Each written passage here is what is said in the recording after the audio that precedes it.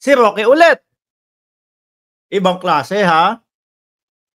Ano sabi, may nagkomento na dito eh, no? May nagkomento dito, si Roque at si De La Serna may joint account.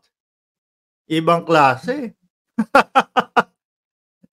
Ano, sabi ko, ano kaya nung dati nung namamasukan pa ako, no, yung dati. Gawin kaya sa akin nung boss ko dati yun, no? Mark Ramos and wag na natin banggitin yung pangalan niya. Mark Ramos and dating boss ko. Mark, mag-joint account tayo. Pwede kaya yun? Malamang ano eh. Bakit tayo malamang sabihin sa akin ng boss ko, bakit tayo magjo-joint account? May hati ka ba sa kinikita ko? May ilalagay ka ba sa joint account na yan? Iyon. At yung katanungan po, hindi ko lang matandaan kung sino po yung nagtanong eh, mga kababayan. Kung si Congressman Benny Abante, kung sino po doon sa congressman na yun, no? Doon na nasa loob ng kongreso. Joint account kayo? Eh, kadalasan kong nakikita o alam namin, no, kadalasan, ang joint account sa mag-asawa. Ayan. Sa magkapatid. Oh. Sa, alam niyo po yun, yung talagang magkamag-anak. Oh. Maybe magjowa. Di ho ba, mga kababayan?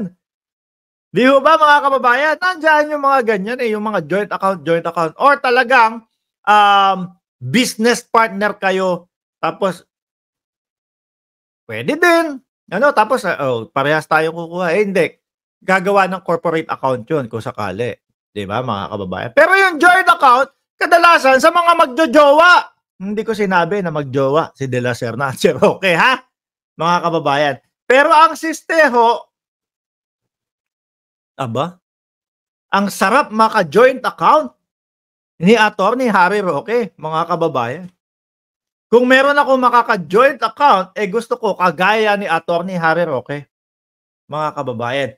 Pwede akong mag-withdraw. Oh, pwede akong mag-withdraw kahit hindi na ako maglagay ng pera diyan. Kahit hindi na ako mag-share diyan sa joint account na 'yan. Oh. Biruin mo, labas lang ng labas, 'di ba? Magpalabas lang ng magpalabas pera yung sinasabi ko ha. Baka kung ano yung nasa isip nyo diyan. Withdraw lang ng withdraw. Mga kababayan, withdraw lang ng withdraw. Mapapasubo na si Harry Roque dito, mga bossing.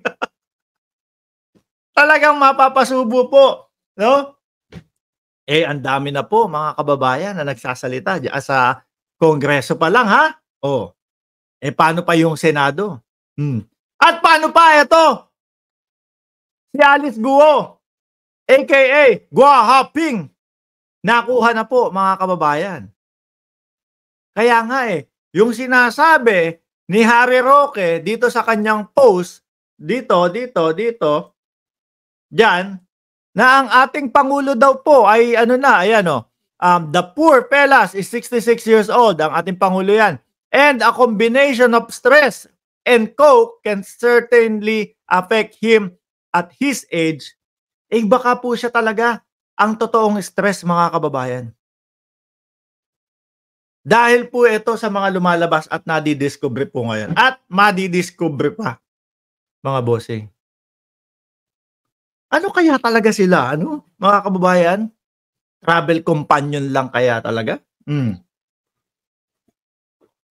O baka naman, baby boy! No?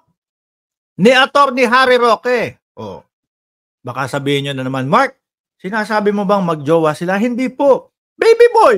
O, nakababatang kapatid na lalaki ang turing ni Attorney Harry Roque. Di ba kaya naman ibang klase eh. Ang sarap maka-joint account ni Attorney Harry Roque, mga kababayan. Di ba? Pwede kang mag-withdraw. Oh, pwede kang maglabas ng pera. Eh, wala akong pang-ambag diyan, wala akong panghati eh. Okay lang 'yun. Hindi required, hindi kailangan, oh. Di ba? Hindi kailangan. Sabi ni Raymond Flores, nasa exciting part na tayo ng investigasyon pag nakasalang na si Sanchay sa Congress at Senate. Correct yan. Kasi po mababawasan na din po yung mga ano niyan ni Alice Go Mababawasan na din ho yung mga hindi ko na po matandaan, yung lumaki po ako sa farm. Unang-unang itatanong dyan, bakit ka tumakas? Ayan. Sino mga nagpatakas sa'yo? Ayan. Ano? Tinulungan ka ba ni Atty. Harry Roque para lumabas ng bansa? Ayan, magkakaalaman na po dyan. Lahat, mga bossing. Lahat, malalaman po. No? Dapat pala ang title natin dito sa vlog natin ngayong araw, sa live natin Roque. Si Roque na lang po No? Halos lahat po sa kanya konektado, kumukonekta mga bossing Sabi ni Dennis De Lasso, Boss Mark, ano ang masasabi mo sa beauty ni Baby Cassie? Maganda po. Biruin mo pag umaharap sa hearing po sa Congress. Pag umaharap sa hearing, parang wala pang makeup yan. Wala pang masyadong pag-aayos. At isama nyo na po, no? Na stress yung tao na yan. Ang dami pong stress sa katawan yan. Pero lumulutang pa din po yung ganda. Hindi naman po porket nandyan, nakaupo dyan, sasabihin, pangit niyan, bahala siya. Maganda po. No? Maganda ho. Maganda din ang mangyayari kay Atty. Harry Roque kapag mas madami pa po, mga kababayan, na inamin po. Di ba?